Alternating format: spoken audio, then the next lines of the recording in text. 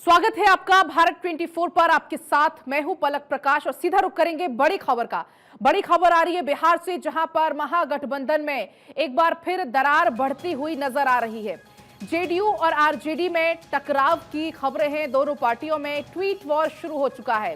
शिक्षित कुमार, शिक्षित बिहार जेडीयू की तरफ से कहा गया। आपको बता दें, इसके पहले शिक्षा मंत्री ने भी ट्वीट किया। शिक्षा मंत्री चंद्रशेखर ने ट्वीट किया था, शिक्षित बिहार तेजस्वी बिहार। इसके बाद अब सियासी संग्राम छिड़ता हुआ नजर आ रहा है।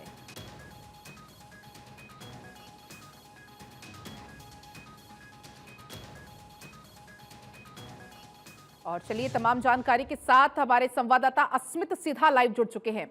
अस्मित, देखिए, बिहार में कुछ दिनों से सियासी संग्राम है कि थमने का नाम नहीं ले रहा।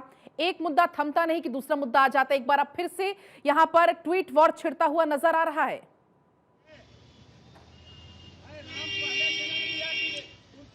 बिल्कुल, देखिए, जिस तरह से महागठबंधन में दरारें पड़ रही हैं, एक के बाद एक गांठ जो है वो जुड़ते जा रहे हैं। देखिए, शिक्षा मंत्री ने जिस तरह से ट्वीट किया था और बताया था कि बिहार शिक्षित बिहार तेजस्वी बिहार, लेकिन अब जनता दल यूनाइटेड के मुख्य प्रवक्ता और एमएलसी नीरज कुमार ने जवाब दिया है राष्ट्रीय जनता दल को। उन्होंने आईना दिखाया है और बताया है कि बढ़ता बिहार नीतीश कुमार। उन्होंने साफ तौर पे शिक्षा मंत्री और आरजेडी के तमाम नेताओं को यह जवाब दिया है कि नीतीश कुमार के सामने महागठबंधन में कोई शीर्ष नेता नहीं है और 2024 तक कोई वैकेंसी नहीं है। लेकिन देखिए, जिस तरह से लगातार बयानबाजियां हो रही हैं, महागठबंधन में जेडीयू और आरजेडी दोनों एक दूसरे के आमने सामने हैं। कल देखिए, जो बयान सामने आए थे तेजस्वी यादव का, उन्होंने कहा था कि इसी बात को लेकर के, यही मुद्दे को लेकर के आप लोग कितने दिनों तक चलिएगा। रामचरितमानस का विवाद अब खत्म हो गया है, लेकिन कार्रवाई की मांग लगातार हो रही है। आज भी देखिए, जेडीयू के प्रवक्ता अभिषेक झा हो, निखिल मंडल हो, उन्होंने साफ तौर पे एक ट्वीट किया था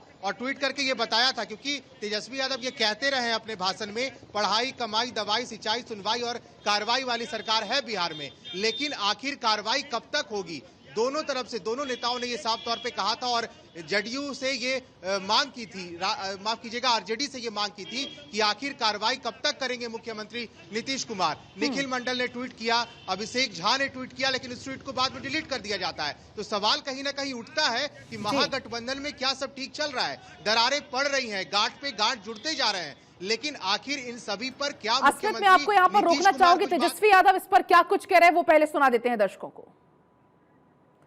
बिल्कुल, देखिए, अस्मित हमारे साथ भी लगातार बने हुए। अस्मित, देखिए, जेडीयू और आरजेडी में अंदर खाने अब ऐसा लग रहा है कि कुछ ठीक नहीं चल रहा, क्योंकि देखिए, हालांकि चाहे बात कर ले हम सीएम नीतीश कुमार की, चाहे बात कर ले डिप्टी सीएम तेजस्वी यादव की, उनका साफ तौर पर यही कहना है कि इस तरीके की बयानबाजी से बचिए, लेकिन ऐसा कुछ होता हुआ नजर नहीं आ रहा। जमकर बयानबाजी हो रही है, ट्विटर वॉर चल रहा है, पोस्टर वॉर चल रहा है।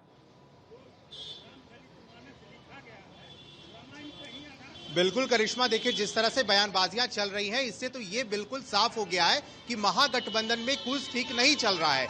जेडीयू के प्रवक्ता अगर आज खुलकर आगे आकर बयान दे रहे हैं, इसका यही मतलब है कि शीर्ष नेताओं ने जेडीयू के प्रवक्ताओं को ये कहा है कि आप अपनी बातों को, अपने स्टैंड को, जेडीयू के पार्टी के स्टैंड को रखिए, तभी वो खुल करके ट्वीट कर रहे हैं, बयान दे रहे हैं। क्योंकि आप समझिए कि महागठबंधन के अंदर अगर 7 दलों का ये महागठबंधन है, तो जनता दल यूनाइटेड और राष्ट्रीय जनता दल अगर आज एक दूसरे के आमने सामने खड़ा है और ट्विटर वॉर और पोस्टर के जरिए ये बताया जा रहा है कि आखिर कार्रवाई कब तक करेगी राष्ट्रीय जनता दल। तेजस्वी यादव ने ये तो कहा कि चंद्रशेखर सिंह का जो बयान सामने आया था, उससे अब आगे चलिए। अब ये सब, क्योंकि हमारे सभी नेता या फिर मेरी पार्टी इस बात पर अडिग है कि किसी तरह का हमने किसी को ठेस नहीं पहुंचाया है। हालांकि देखिए, लगातार बयान सामने आ रहे हैं। राष्ट्रीय जनता दल के नेता, देखिए, उदय नारायण चौधरी, उनका भी अभी से थोड़ी देर पहले बयान आया है। उन्होंने कहा है कि किसी भी कीमत पर शिक्षा मंत्री प्रोफेसर चंद्रशेखर बयान माफी नहीं मांगेंगे। उन्होंने जो कहा है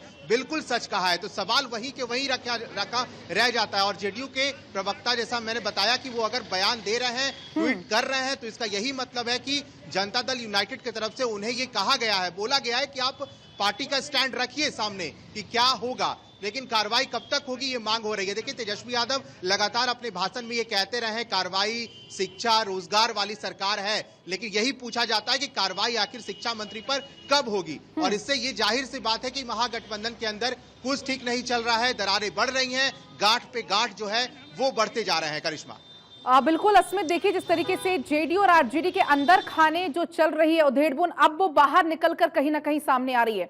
ये हम पोस्टर भी लगातार दिखा रहे हैं दर्शकों को। महागठबंधन में दरार साफ तौर पर नजर आ रही है। जेडीयू और आरजेडी में टकराव यहां पर बढ़ती हुई नजर आ रही है। दोनों पार्टियों में ट्वीट वॉर जमकर छिड़ा हुआ है। लेकिन अस्मित देखिए, बड़ा सवाल यहां पर एक ये भी है, क्या जिस तरीके से ये जो ट्वीट वॉर छिड़ा हुआ है, चाहे हम बात कर लें जेडीयू की, चाहे बात कर लें आरजेडी की, तो वरिष्ठ नेताओं की तरफ से क्या कुछ फिलहाल बयान सामने आए हैं?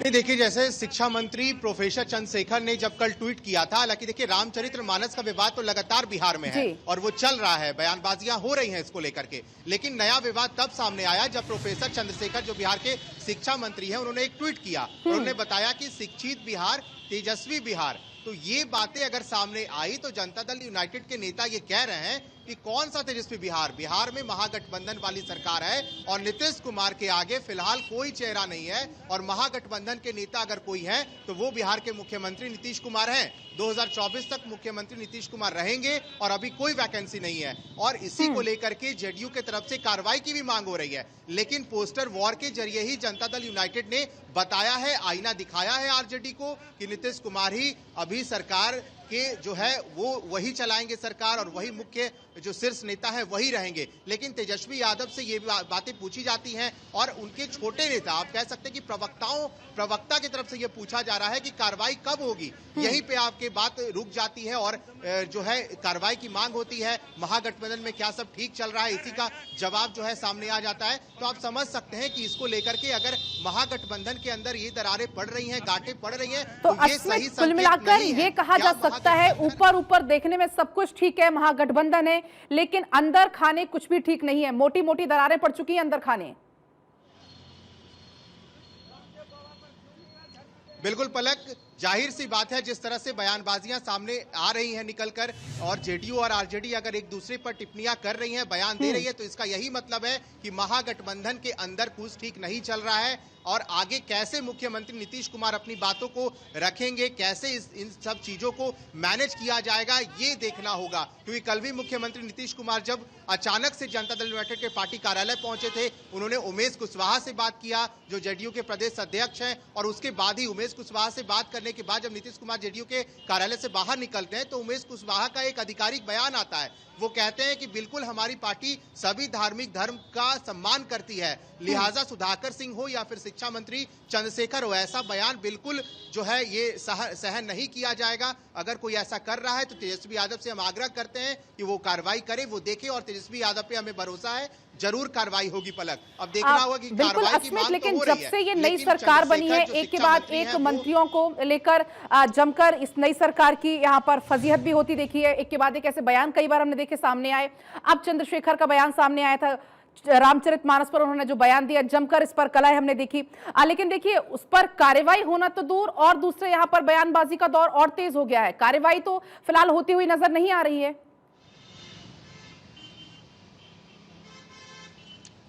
बिल्कुल, अब देखिए ये पूरा मामला जो है, पूरा जो इस मुद्दे की बात अगर बयान की बात करें तो सभी नीतीश कुमार या फिर जेडीयू के नेताओं ने तेजस्वी यादव के पाले में गेंद डाल दी है कि तेजस्वी यादव इस पूरे मामले को देखेंगे। हालांकि तेजस्वी यादव ने अपना स्टैंड बिल्कुल क्लियर कर दिया है। वो जब दिल्ली से पटना वापस लौटे थे, पटना एयरपोर्ट पे मीडिया से बात की और कहा कि भाई आगे बढ़िए, आप लोग एजेंडा बना रहे हैं इन सब चीजों को। उन्होंने साफ तौर पर एजेंडा बताकर बातों को टाल दिया कि क्या शिक्षा मंत्री पर कार्रवाई होगी। उन्होंने कहा कि हम और महागठबंधन के अंदर सिर्फ दो शीर्ष नेता है, नीतीश कुमार और लालू प्रसाद यादव, और दोनों के पास ये पूरा मामला है, वही इन सब चीजों को देख रहे हैं। लेकिन फिलहाल कार्रवाई की बात दूर दूर तक नहीं दिखती है।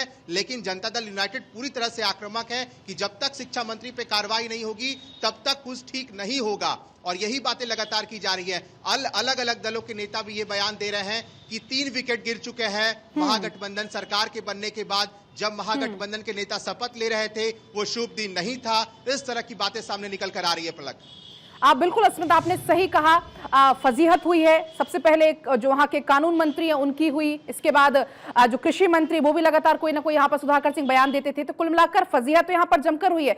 लेकिन देखिए नीतीश कुमार ने भी एक बयान दिया। उन्होंने कहा, जब रामचरितमानस की हम चर्चा कर रहे तो उन्होंने साफ तौर पर इस पर कहा कि हर धर्म का सम्मान होना चाहिए, किसी भी धर्म को लेकर इस तरीके की बातें सही नहीं है। जब नीतीश कुमार ने ऐसा कहा, लेकिन उसके बाद भी वो मुद्दा तो नहीं, लेकिन दूसरे मुद्दे पर लगातार जो है वो बयानबाजी सामने आ रही है नेताओं की। बिल्कुल बयानबाजी सामने आ रही है, और अगर अलग पार्टियां बयान देती हैं, क्योंकि 7 दलों का महागठबंधन है बिहार में, और अगर अलग अलग दलों की पार्टियां या फिर विपक्ष में बैठी भारतीय जनता पार्टी की तरफ से कोई सवाल पूछे जाते हैं, कोई कार्रवाई की मांग होती है, तो समझ सकते हैं कि विपक्ष में है भारतीय जनता पार्टी, इसलिए सवाल करेगी। लेकिन अगर महागठबंधन के अंदर 2 घटक दल जेडीयू और आरजेडी के अंदर ही घमासान मचा हो और वही एक दूसरे पे आरोप लगा रहे हो, वही एक दूसरे पे कार्रवाई की मांग कर रहे हो, तो सवाल यहां पे आके अटकता है कि क्या मुख्यमंत्री नीतीश कुमार कार्रवाई करने की बात तेजस्वी यादव को कहेंगे? क्योंकि देखिए, जिस तरह से फजीहत हुई थी, आपने देखा था कि विधि विभाग के मंत्री जब कानून मंत्री बने थे तो वहां भी उन्हें इस्तीफा देना पड़ा था। बाद में सुधाकर सिंह की फजीहत हुई काफी कैबिनेट में। और देखिए, अंदर खाने की एक और ये भी खबर है कि नीतीश कुमार की जब कैबिनेट की बैठक चल रही थी, उस वक्त भी उन्होंने बिल्कुल, तो शिक्षा मंत्री के बयान पर जो अस्मित घमासान मचा हुआ है वो यहाँ पर थमता हुआ नजर नहीं आ रहा है। बिल्कुल, और देखिए, भारत 24 के संवाददाता अस्मित सिन्हा ने जेडीयू एमएलसी नीरज कुमार से खास बातचीत की है, वो आपको सुनाते हैं। रामचरितमानस से शुरू हुआ विवाद अब थमने का नाम नहीं ले रहा है। ट्विटर वॉर जारी है, महागठबंधन के अंदर बयानबाजियों का दौर जारी है। इससे ये तो साबित है कि महागठबंधन में कुछ ठीक नहीं है। नीरज कुमार ने एक ट्वीट कर दिया है और शिक्षा मंत्री को सीधे तौर पर जवाब दिया है। कल शिक्षा मंत्री ने शिक्षित बिहार, तेजस्वी बिहार की बात की थी, और अब नीरज कुमार ने ट्वीट किया है। क्या ट्वीट के मायने आपने तो बता दिया, आईना दिखा दिया है। नहीं, कोई आईना नहीं दिखाया है, हमने सत्य का सामना और आप ही लोग के लिए किया है कि शिक्षित कुमार, शिक्षित बिहार। अरे कुमार लड़का रहेगा, वो शिक्षित नहीं होगा तो कैसे शिक्षित बिहार बनेगा? तो शिक्षा के क्षेत्र में हमने जो काम किया है इस बिहार में, जनसंख्या घनत्व के राज्य में माननीय नीतीश कुमार जी के नेतृत्व में, और हमने यह भी कहा कि ट्विटर की नहीं काम की सरकार, मैंने ट्विटर और व्हाट्सएप यूनिवर्सिटी हम नहीं चलाते, हम काम की सरकार है, हम काम करते हैं और काम मेरा बोलता है, इसीलिए मैंने ये ट्वीट किया। इसके कोई राजनीतिक निहितार्थ नहीं है। लेकिन महागठबंधन में क्या ऑल इज वेल है? ये तो देखने से नहीं लग रहा है। बयानबाजी नीतीश कुमार जी और उप मुख्यमंत्री तेजस्वी यादव के नेतृत्व में सरकार चल रही है, सरकार कल्याणकारी कामों को कर रही है। जब नीतीश कुमार सूबे के मुख्यमंत्री हैं तो शिक्षा मंत्री ने कैसे कहा कि तेजस्वी बिहार? अब हम अपने बारे में बता सकते हैं भाई, हम जनता दलियों के जवाब दे हो सकते हैं ना, हम दूसरी पार्टी के थोड़े जवाब दे हैं। हम अपनी राय मैंने अपनी व्यक्त कर दी। आप लोग तो कार्रवाई की मांग कर रहे हैं ना शिक्षा मंत्री? इस संबंध में पार्टी के राष्ट्रीय नेतृत्व और दूसरे वरीय नेताओं ने अपनी राय व्यक्त कर दिया है। अब मेरी राय का कोई औचित्य नहीं है। चलिए, नीरज कुमार जेडीयू के एमएलसी, और इन्होंने साफ तौर पे आईना दिखाया है। जिस तरह से इन्होंने ट्वीट किया है और बता दिया है कि सिर्फ मुख्यमंत्री नीतीश कुमार ही महागठबंधन के शीर्ष नेता है। अश्मित सिन्हा, भारत 24, पटना। बड़ी खबर आपको बता दें, पेपर लीक के मामले पर राजस्थान के सीएम का बयान सामने आया है। पेपर लीक के खिलाफ कड़ी कार्रवाई होगी, आरोपियों के खिलाफ कड़े से कड़े कदम उठाए जाएंगे, जो आरोपी है वो बख्शा नहीं जाएगा। बड़ी खबर आपको बता रहे हैं, राजस्थान के सीएम अशोक गहलोत ने यहां पर ये बड़ा बयान दिया है। पेपर लीक का ये मामला है, उस पर उन्होंने कहा है कि पेपर लीक के मामले में कड़ी कार्रवाई होगी।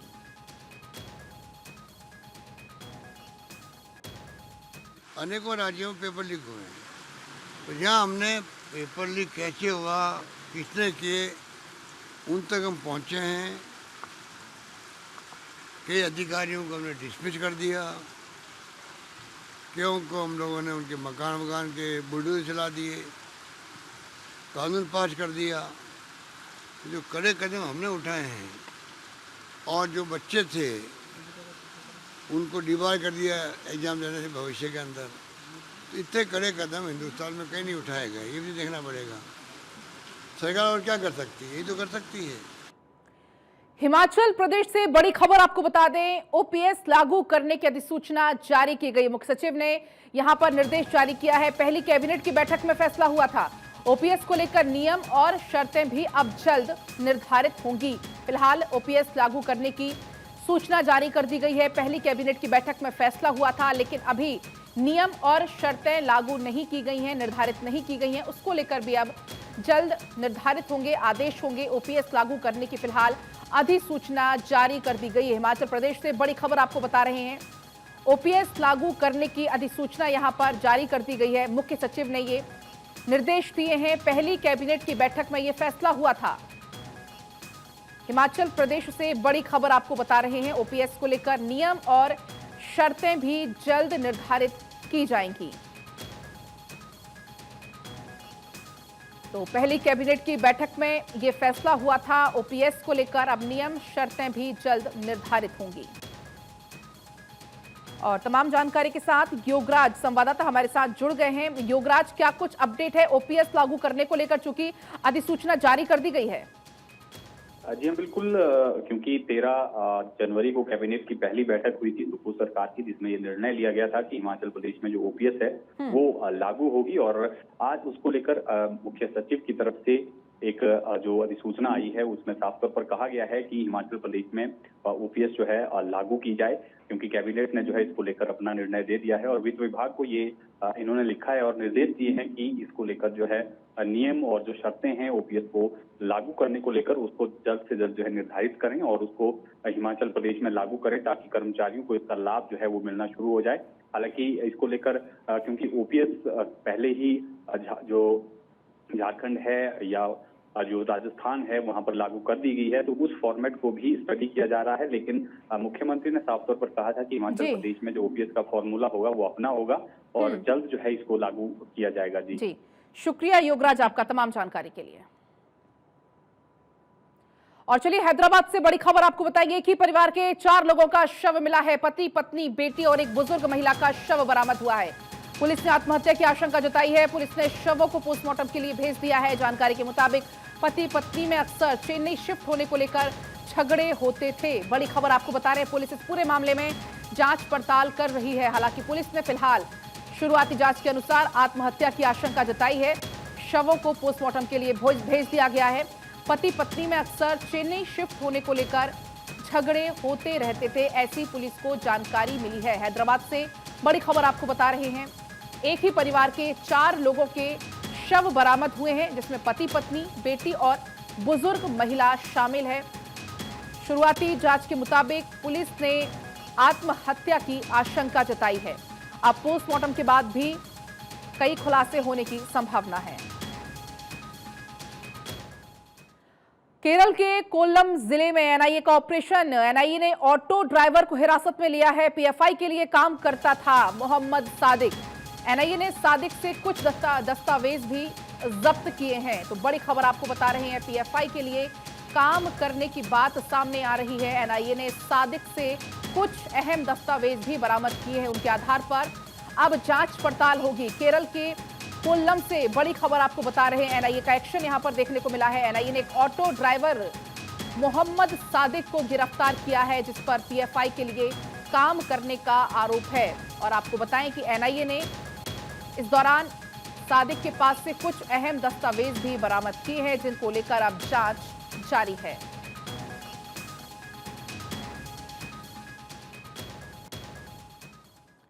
नशीली दवा तस्करी मामले में जांच कर रही अजमेर एसओजी की एडिशनल एसपी दिव्या मित्तल को आपको बता दें एसीबी ने जांच के घेरे में लिया है। एसीबी ने आपको बताएं अजमेर, उदयपुर, झुंझुनू और जयपुर में दिव्या मित्तल के 5 ठिकाने पर छापेमारी की है। और बताया जा रहा है, जांच अधिकारी दिव्या मित्तल पर आरोप है कि अजमेर के रामगंज थाने में दर्ज एनडीपीएस के मामले में धमकी देकर उन्होंने 2 करोड़ रुपए की रिश्वत मांगी है। आरोप है शिकायतकर्ता को 1 करोड़ देना पड़ा। जांच अधिकारी पर यह भी आरोप है कि यह सब कुछ दलाल के जरिए अंजाम दिया जा रहा था।